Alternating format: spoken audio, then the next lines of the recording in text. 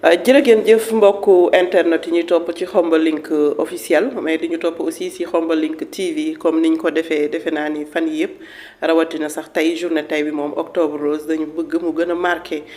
empreinte am ci xelu askan wi ndax nag buñ ne octobre rose rose rek boo ko déggee xam ne yëfu jigéen la li tax ñu màndargale ko jigéen ñi nag dinañ ci dikk léegi si kanam mais fi ñu wax ak yéen ñoo ngi fi nga xamante ni mooy ci clinique Ya Rasoulallah nekk fii ci Khombole nekk nag ci route nationale bi nga xamante ni booy génn di jawali fu mel ni Ndiobène wala Kayre daf lay féete ci sa càmmoñ mu nekk bërëb bu am solo boo xam ne li ñuy liggéey yaatu na wante tey li ñu soxal mooy octobre rose muy rek jàngoroy cancer ji nga xamante ni dafay sonal jigéen ñi ba tax ñu jël weer wi nga xam mooy weeru octobre jagleel leen ko laata ñuy yaatal waxtaan wi ak tomb bi ñu war a waxtaane mooy dalal ki nga xamante ni mooy madame Sow mu dellu si waat présenté wu moom la kan ñu daal di dugg ak moom ci biir waxtaan wi asalaamaaleykum. waaleykum salaam wa rahmatullah Fatou maa ngi lay di nuyu waa Khombole yëpp di wax salaamaaleykum wa rahmatullah allahumma salli ala sayyidina Muhammad maa ngi nuyu ñëpp. tur bi. Jotu Sow madame Thioub sage-femme péricultrice à Khombole. depuis kañ nga nekk Khombole. Je suis à Khombole depuis 2019 mais yàgg naa ci zone bi mën naa ni depuis 2016 maa ngi ci zone bi. di manager clinique bi. oui. liggéey bi jafe na. jafe na jafewul parce que bu ñu waxee santé rek du mu nekk lu mën a yomb mais dañ ciy góorgóorlu rek ñu xam ne population bee ñu tax a jóg ndax tey ku wéroon amaana duñ la gis ci clinique bi duñ la xam wéré di moo la fi indi bu fekkoon nga mënal sa bopp tamit mën a faj sa bopp doo fi yegg si donc dañ ci waslu àq liñ mën rek. tey nag li ñu tax a jóg mooy cancer quand bu ne cancer du col wala cancer du sein du lu sonal askan wi tey ban jàngat ngay def ci feebar boobu jéye bi muy def ci jigéen ñi. bu ñuy tudd cancer rek déjà boo ne cancer rek déjà déstabiliser nga ñëpp mu nekk feebar bu doy waar loo xam ne daawuñu ko gis ci jamonoy maam mais léegi mu nekk lu fréquent lu bëri mu nekk psychose nag ci surtout ci jigéen ñi góor ñi dañ koy am sax mais jigéen ñi la gën a sonal tey ku gis dara sax sa ween même bu fekkee ni nekkul cancer sax automatiquement da ngay tiit doo ñemee dem hôpital parce que da nga naan dama cancer muy def ravage nag lu bëri di yóbbu yaay yi di yóbbu grande sœur yi di yóbbu petite sœur yi mu nekk lu métti muy am vide ci famille yi waxuma la faj mi rek mais accompagnant malade bi rek day souffrir mu nekk lu métti tey boo demee lu ci meloon ni hôpital Aristide Le Dantec nekk dem service bu ñu naan Curie boo leen fa fekkoon sa yaram day daw dañuy xeex pour survivre mu nekk feebar bu métti nekk feebar bu cher aussi donc ñuy sensibiliser rek nit ñi loo gën a teel a dépisté wu xale yi jël seen vaccin di mën nañ ci mucc te tamit luy wér la incha allah buñ ci teelee jóg. surtout fi nga junj sànq mooy prévention. tey jigéen bi nga xam ne bëgg na waajal li nga xam mooy cancer du sein nan la ko mën a diagnostiquer boppam wala xaw ci am sax ñaaw njot ndax mënu ko xam. waaye li si jiitu loolu mooy autopalpation des seins bu fekkee si cancer bu ñu naan cancer du sein autopalpation mooy jiitu loolu ku nekk mën na ko defal boppam sa kër boo gisee say règle ba noppi nga jël say loxo teg nii daal di làmbatu sa ween ba ci poqataan yi ba ci dënn bi nii si kaw nga xool ndax dajoo benn donc wala amul benn góom wala ci ween bi delluwul si biir wala sottiwul ndox boo paree ci loxo ndeyjoor bi nga dem ci càmmoñ bi boo ci gisee dara rek lu la jaaxal nga ñëw kër docteur ñu saytu la. ñu gis ne nag li nga xam ne mooy cancer du sein boobu nit ñi ñoo ngi sofantal autopalpation boobu te léeg-léeg mën na dem ba jéggi day ñu dagg sa ween. bari na si parce que ñu bëri bu ñu seetloo dara si ñoom sax dañ naan su ma demee hôpital dañ naan damaa cancer alors que pourtant mën nga am bul boo xam ni du cancer lépp luñ fa benn nodule bu ndaw la rek dañ koy dindi wala ñu jox la garab yoo xam ne da koy seeyal mais buñ nee nag gis naa dara sama ween rek automatiquement cancer la ñuy xool dañuy gis nit dina ko misère dina ko jooy alors que diagnostiqué guñ ko sax xamagul sax lan moo ko dal parce que feebar bi moo toll foofu mais lépp rek ci teelu jóg la. lu lañ naan la lu la mën ëpp la doole te nee nañ fagaru moo gën faju donc di teel a ñëw si structure sanitaire yi ñu mën a teelaat nemmeeku teel a xool lan moo nekk sa yaram mën la teel a jël en charge feebar buy wér la ma rappelé ko. jigéen bi nga xam ne dañu nemmeeku ne am na cancer du sein ndax mën na di nàmpale beneen ween bi wala. waaw mën na nàmpale beneen ween bi mën na ko nàmpale. ñu gis ni nag li nga xamante ni mooy cancer du col de l'utérus nekk na aussi loo xam ne dañ naan sax est-ce que ëppul jéye bu muy def cancer du sein. yéen ñi nga xam ne seen xam-xam màcc na ci fànn boobu. ci gëstu nag cancer du sein moo ëpp. lu muy rey. moo ëpp lu muy rey. moo ëpp lu muy rey parce que tamit cancer du col de l'utérus tamit lu ñuy yéex a seetlu la ci jigéen ñi soit dañuy ñëw consultation ñu dépister ko ngay def say examen gis ko mais nit du jékki-jékki ñëw rek ni seetlu leen ma xoolal pourtant structure sanitaire yi chaque mois mën nañ ko organiser et ça coûte rien du tout ñu mën a teel a jël en charge les femmes suñuy yaay parce que dama koy fàttali feebar buy wér la bu ñu ko teel a saytu tamit am na vaccin bu am boo xam ne diggante 9 ba 14 ans suñu doom yi mën nañ ko def pour mën si mucc. ñu gis ni loolu nga xam ne nag yéen a gën a jigéen ñi comme ni nga ko waxee rek gën di sensibiliser yaay yi surtout ñu toll nag ci période ëmb ak imbi consultation defe nañ ni ku feebaru rek waroo dem hôpital ndax duy baax aussi chaque 6 mois chaque 4 mois nit ki dem xool boppam xool bu tudd jumtukaayam. loolu lu wér la parce que bu ñu ko xoolee si nasaraan yi ñoom chaque année mën nañ ko jàpp décembre chaque année dañuy dem xool seen defi bilan général pourtant fajub Sénégal mën naa ni métti na méttiwul parce que nguur gi góorgóorlu na bu fu nekk mu def fa poste de santé même bu mënul am poste de santé def na fa case de santé wala léegi sax bàjjenu gox yi ñu ngi si gox yi boo gisee lu la jaaxal nga daan dem diye ko mu yabal la fan nga war a mën a dem donc du hôpital da nga wéree di rek des fois sax nit ñëw hôpital rien que pour waxtaan ak sage-femme si problème mu sëyam rek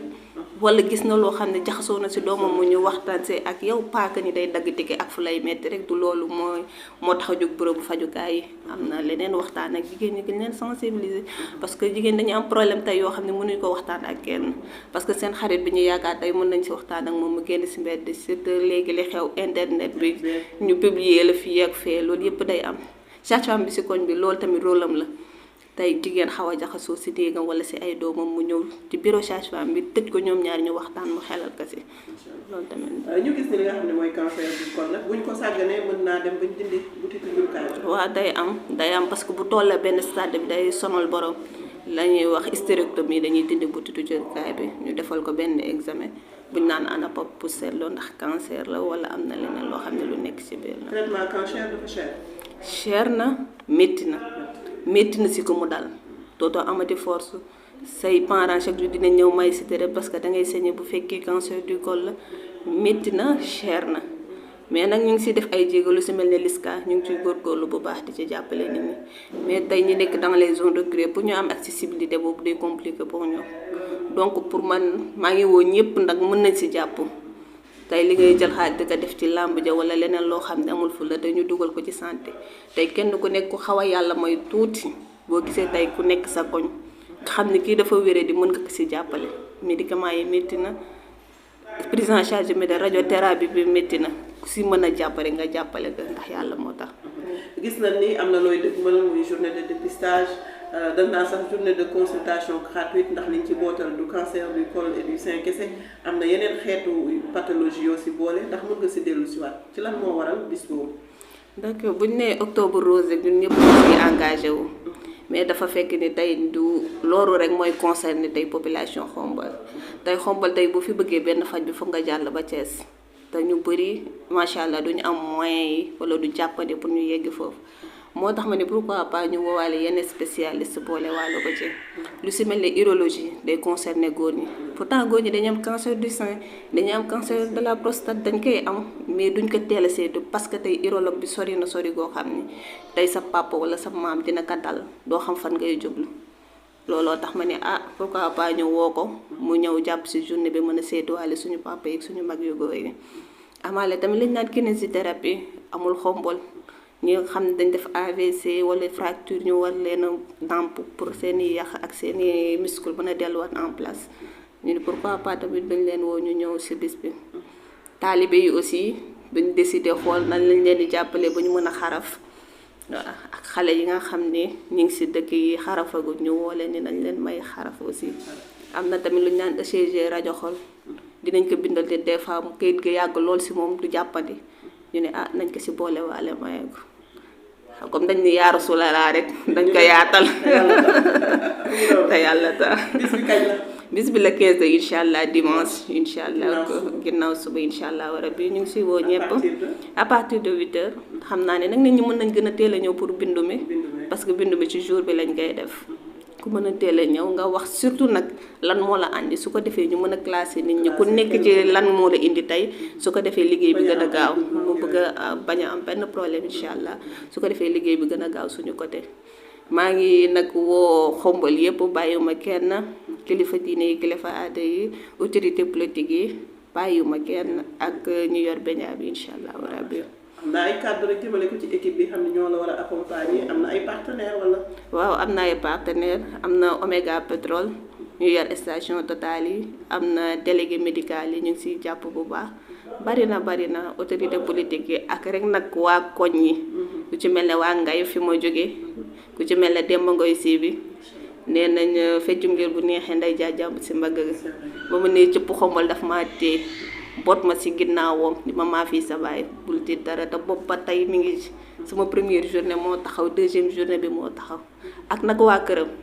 parce que nekk fi mais waa këram li mu leen digaloon ñu koy def ba tey su ma geesoo rek ñoom laay njëkk a gis ku ci mel ne Pape Bouna aussi Pape Bouna transporteur moom du xaar ma bëgg moom day ñëw gis lu war a changer ci clinique day taal otoom ñëw régler ko tout de suite du ma sax yëg moo nekk fii ak ma ñàkk fee bañ a nekk la yemale bëri na di remercier aussi médecins yi war a jóge Dakar bañ ne sax lan la ñuy joxe dañ ni ñoom dañuy ñëw gratuitement taal seen oto jóge Dakar pour ñëw jàpp ci bis bi pour ñëw jàppale population Khombole ñu mën a am accessibilité ci seen soins incha allahu rabbi. waaw ñoo ngi lay jaajëfal kon. maa ngi lay remercier yow tamit parce que du tay rek yàgg na sama journée passée ñëw nga taxaw ci mu rafet loolu di la remercier waat mënoon nga wax gàtt na xat na mais bàyyi nga sa lépp ñëw macha allah maa ngi lay gërëm di la sant di ñaan yàlla mu wéral baat bi barkeel liggéey bi incha allahu rabbi. ñu koy jaajëfal bu baax a baax rek di wax rek li nga xam moo waraloon toogaay bi mooy fexe ba askan wi mën a faju ci lu beggandi dégg ngeen ko yemul rek ci octobre rose ngir mën a seet jigéen ñi seen wàllu ween seen wàllu col de l'utérus ngir mën leen a dépister li nga xamante ni mooy cancer mais daf ci bootal góor ñi ngir ñu mën a gis urologue di lu am solo ñi nga xam ne aussi comme ni mu ko waxee am nañ AVC wala ñu amoon ay fracture seen tànk yi bañ dox bi xaw a jafe ñu ñëw ñu fexe ba sukkootal mag ñooñu won leen yoon yi ñuy jaar ba seen articulation yi waat daal di dellu siwaat li nga xam mooy ECG xam ne ñi nga am jafe-jafe wàllu noyyi wala ñu bindaloo leen ni ndax amuñu luy lënt ci seen biir xol ñu war a ko rajo yooyu yëpp di ay pathologie yoo xam nit ñaa ngi koy sàggane ñu mën a ñëw fii dimanche incha allah muy ginnaaw ëllëg ñëw seet seen bopp te doo leen fay rawatina mu bootal ci ñi nga xamante ne nag ñooy ëllëgu réew di ay ndaw rawatina xale yi nekk ci daara yi ak biir kër yi te toll ci xaraf macha allah ñu di ay jullit nag mu war ci kenn ku ne sa doom bu tolloo ci yenn at yi ñu mën koo xarafal nag xaw a kuta ndax am na ñoo xam ne defe naa seen loxo jotut seen ginnaaw ngir ñu xarfal gune du yomb si ñoom kon occasion la képp ku dégg suñu kàddu xamal ni clinique Yaa Rasulullah nekk fii ci Khombole dafay defal journée bu yaatu ci wàllu consultation gratuite mais xarfalaale aussi ñi nga xamante ni ay tuut tànk la cant ak ngërëm ñeel na leen ñu koy jaajëfal moom itam bu baax a baax ndax nag mooy kilifa clinique bi wante di jaajëfal ki nga xam mooy Papa Sidia Fall xam ne moo nekk ci caméra bi soxna Fatou Dieng Fall moo àndoon ak yéen seen rubrique octobre rose fagaru cant ak ngërëm ñeel na leen jërë ngeen jëf